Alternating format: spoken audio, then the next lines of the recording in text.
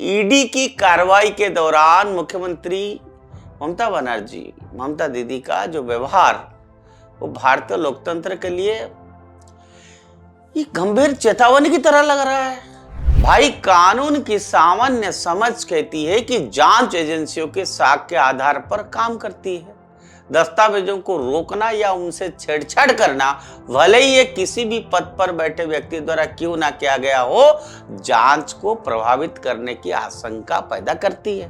संस्थाओं को सबट कर, दबाव में लाकर या राजनीतिक तमाशा में बदलकर कोई भी सरकार लंबे समय तक जवाबदेही से नहीं बच सकती। लोकतंत्र का सौंदर्य सत्ता की ताकत में है, बल्कि उसकी जवाबदेही में है।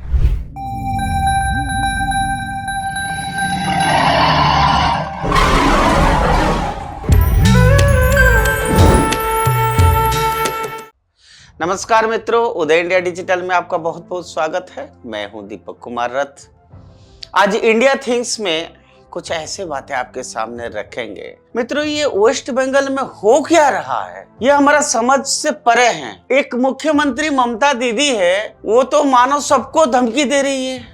एक मुख्यमंत्री है आप, अगर कोई एजेंसी कोई अपना कार्य कर रहा है आज पर लॉ, लेकिन आप जिस तरह से बातें कर रहे हैं, धमकियां दे रहे हैं, हमको समझ नहीं आ रहा है कि आप इतने घबराए हुए क्यों हैं।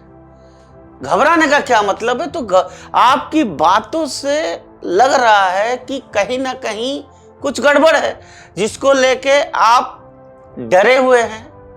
नहीं तो बंगाल में इलेक्शन आ रहा है और जमीनी स्थिति बदल रहा है, उसको लेके आप घबराए हुए हैं। अरे भाई, ईडी की कार्रवाई के दौरान मुख्यमंत्री ममता दीदी का जो व्यवहार वो भारतीय लोकतंत्र के लिए ये गंभीर चेतावनी की तरह लग रहा है।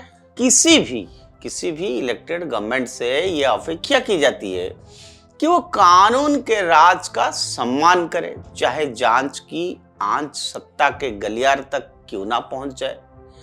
लेकिन ईडी की कार्रवाई के बीच मुख्यमंत्री का मौके पर पहुंचना, दस्तावेजों को छीनने जैसे घटनाएं हरकत करना, केंद्रीय एजेंसी की कामकाज में एकदम खुला हस्तक्षेप, ये सब मिलकर उस कॉन्स्टिट्यूशनल लिमिट्स को ध्वस्त करते हैं जिस पर हमारे देश का फेडरल स्ट्रक्चर टिका है।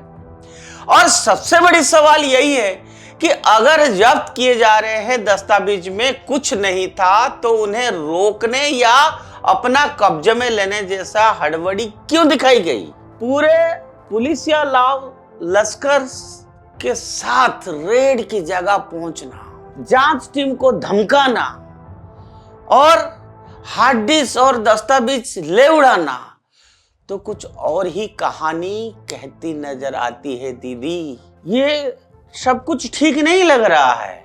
भाई, कानून की सामान्य समझ कहती है कि जांच एजेंसियों के साक्ष्य के आधार पर काम करती है। दस्तावेजों को रोकना या उनसे छेड़छाड़ करना, भले ही ये किसी भी पद पर बैठे व्यक्ति द्वारा क्यों ना किया गया हो, जांच को प्रभावित करने की आशंका पैदा करती है। यही कारण है कि उस पूरे प्रकरण में ट्रेसपास और दस्तावेजों की चोरी जैसे शब्द सार्वजनिक बहस में आए।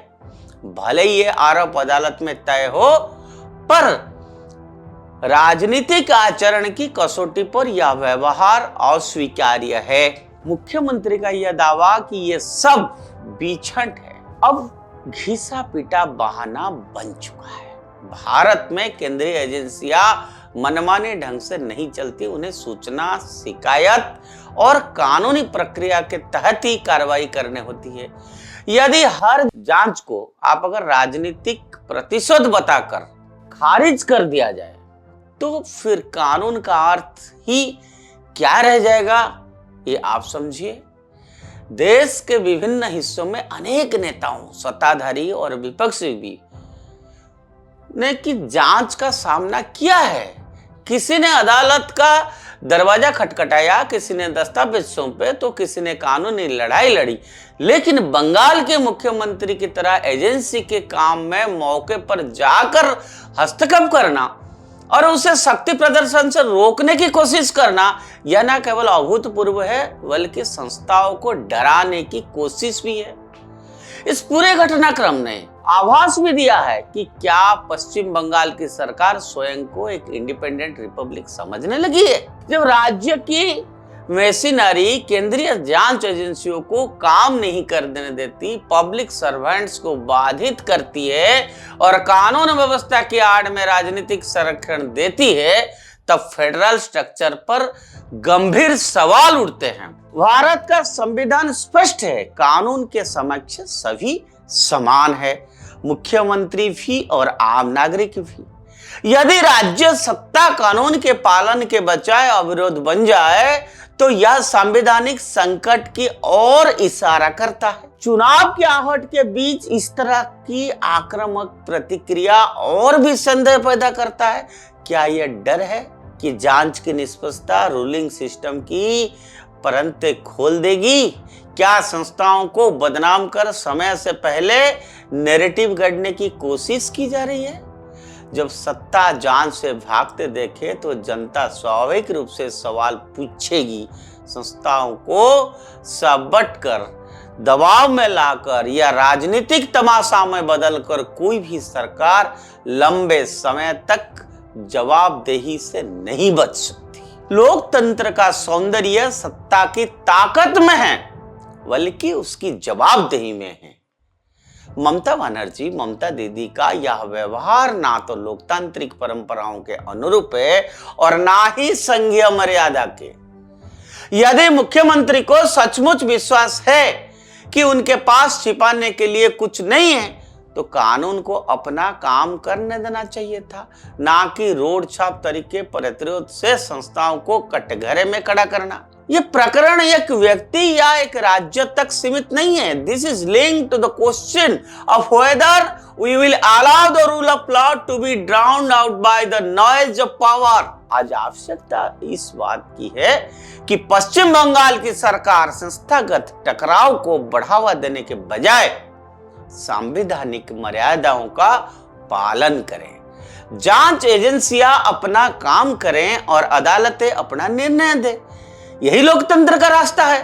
मुख्यमंत्री का पद ढाल नहीं है, जिम्मेदारी है, और जिम्मेदारी से भगाना चाहे जितना शोर मचा जाए, अंततः जनता और कानून दोनों की अदालत में टिक नहीं पाती है। ये चीजें दीदी को समझना पड़ेगा कहीं ना कहीं। आगे इस विषय पर जैसे जैसे बंगाल में डेवलपमेंट होता जाएगा, हम पूरे फोकस, पूरा नजर अपना हमने बंगाल की धरती पर रखे हैं और आगे भी आपको अपडेट करते रहेंगे। बस आपसे यही विनय और अनुरोध फिर से कि आप उदय इंडिया को सब्सक्राइब करिए और हमारा जो वीडियोज है, जो तथ्य, सत्यवाद, देश का हित की बात करते हैं, उसको आप जन जन तक पहुंचाइए। यही हमारा आपसे अनुरोध है। आज के लिए इतना। जय हिंद, जय भारत।